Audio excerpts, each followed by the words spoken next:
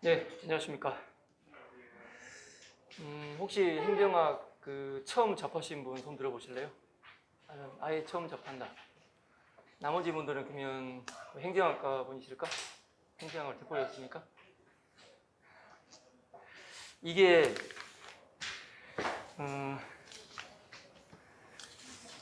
혹시 학원 이제 단기 합격반이신 분 손 들어주실래요? 종합반 안 계십니까? 예, 그러니까요. 종합반. 그게 단기 코스인 것이죠. 그래서요. 왠지 이상하다 했네. 그래서 지금 다른 2차 과목 그리고 1차 과목들을 지금 수강을 계속적으로 해 오실 텐데 또 이제 행정학까지 또 해야 되는 것도 있어서 뭐가 이렇게 많냐 할 수도 있을 겁니다. 그래서 이건 체력 테스트를 겸하는 시험으로 보입니다. 따로 체력장을 보지 않아도 되는 이유가 무지막지한 것들을 단기간에 하도록 요구받기 때문이죠. 그리고 대부분의 분들이 이제 휴학을 할지언정 재학 중인 상태이지 않겠습니까?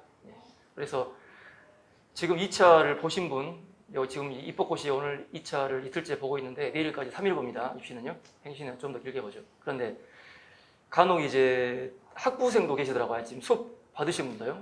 학교 수업도 받고 2차 공부를 병행하시는, 그것도 입시도 막 들어가시고 2차 시험도 들어가시고, 참 이게 보통 인간이라면 하기 쉽지 않은 그런 코스를 이렇게 하고 계시는 걸 보고 그런 상태로 빨리 합격하시면 정말 대단한 것이죠. 일단 수험적인 측면에서는.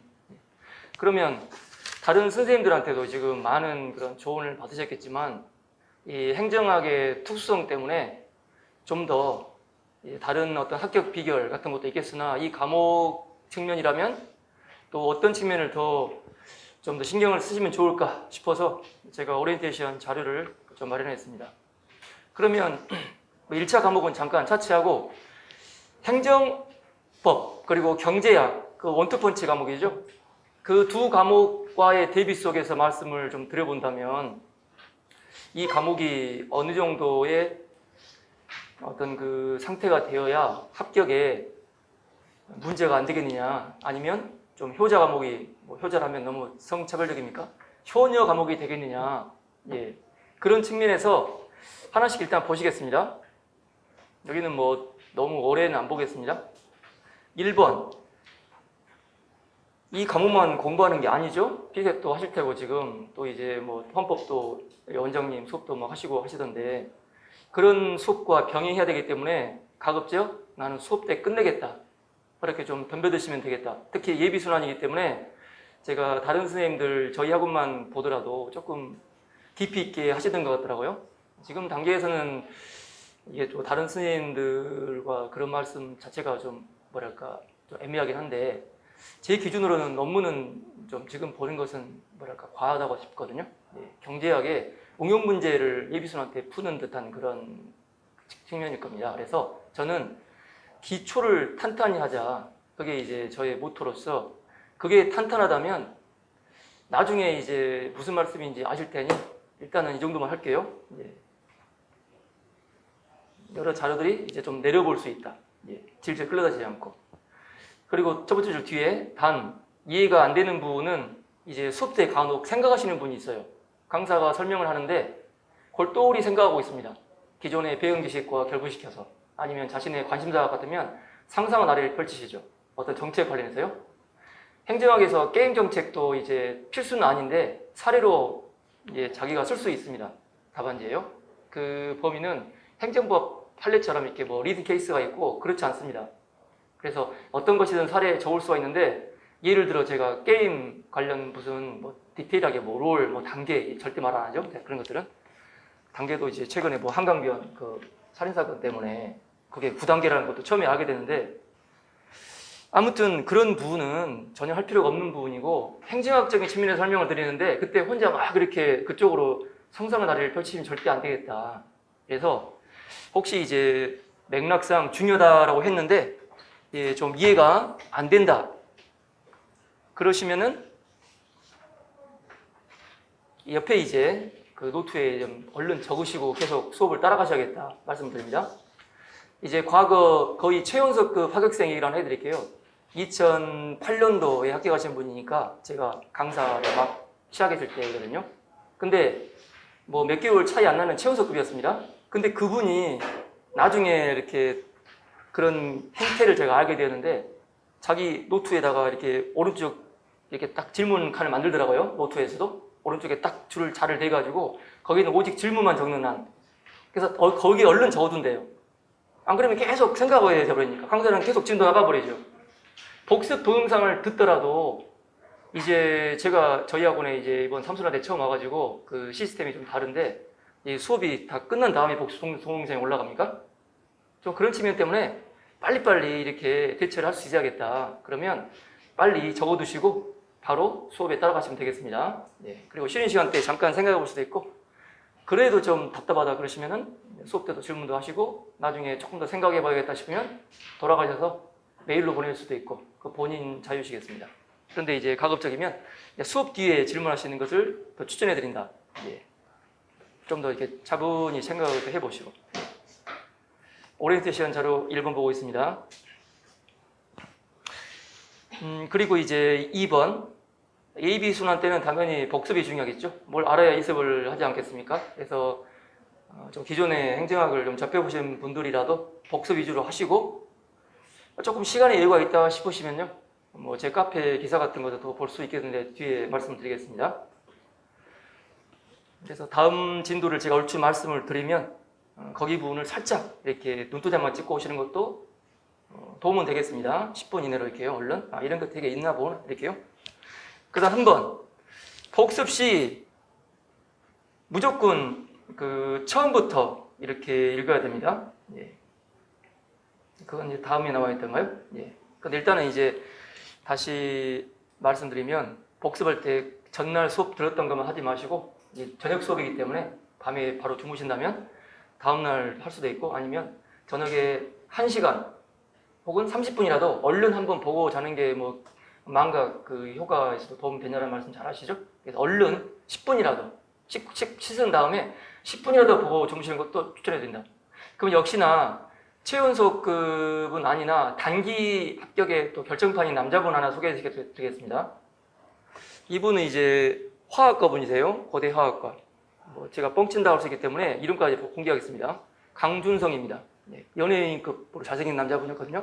근데 그분이 한 6년 전쯤 합격했나 싶습니다. 근데 그분이 이제 딱 지금 시즌 때 공부를 시작하신 분입니다. 1차 시기를 놓쳤대요. 그리고 이제 혼자 풀어봤더니 풀만 하더랍니다. 그래서 계속 방치했답니다. 피셋을.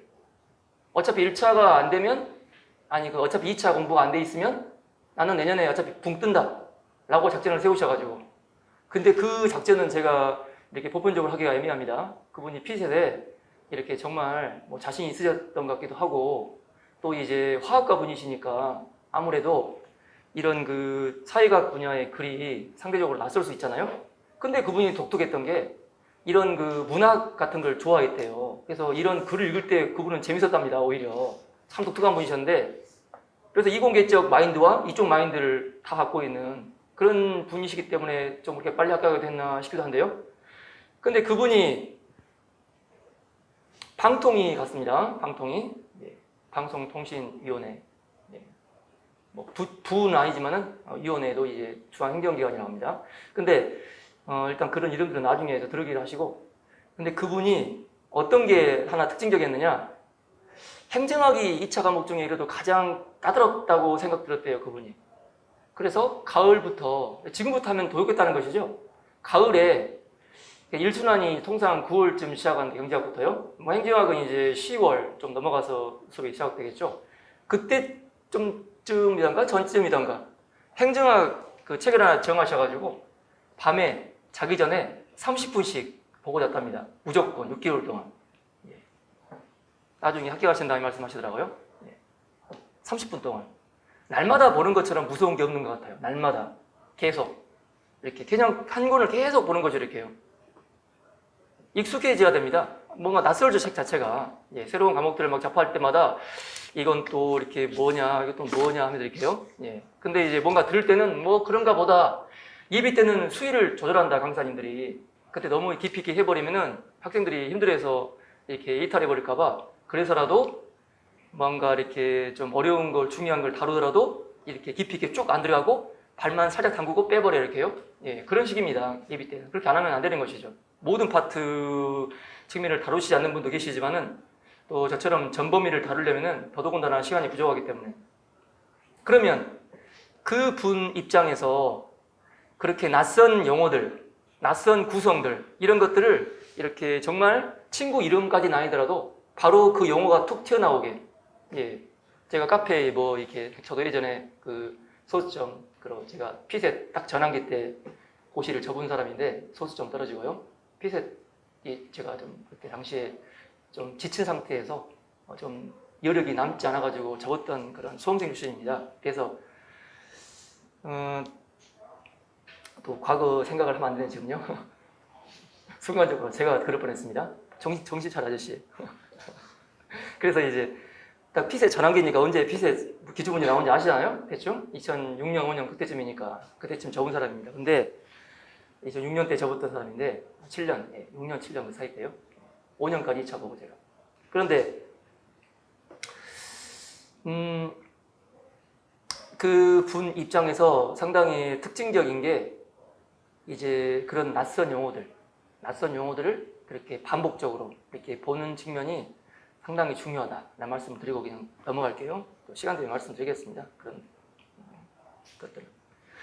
세 번째, 누구에게 설명하듯이. 그래서 이제 이 설명이란 것이 간단하게 머릿속에서 가공하는 과정이죠. 이제 자신만의 언어로 이렇게 재구성하는 이런 건 소시적 때 많이 해보는 부분일 거라 생각됩니다. 예. 여러분들 뭐 되게 공부하면 또 돌적을 하면 서러우신 분들이 있기 때문에. 네 번째, 처음 몇 번을 읽을 땐 이렇게 자를 대고 줄을 치시지 않았으면 좋겠다. 시간이 아깝기 때문입니다. 또 덜 중요한 거 치고 올 수도 있고 또 자를 대는 순간 흐름이 끊겨요. 저는 빨리 차라리 그 시간에 2번 읽으라는 주의입니다.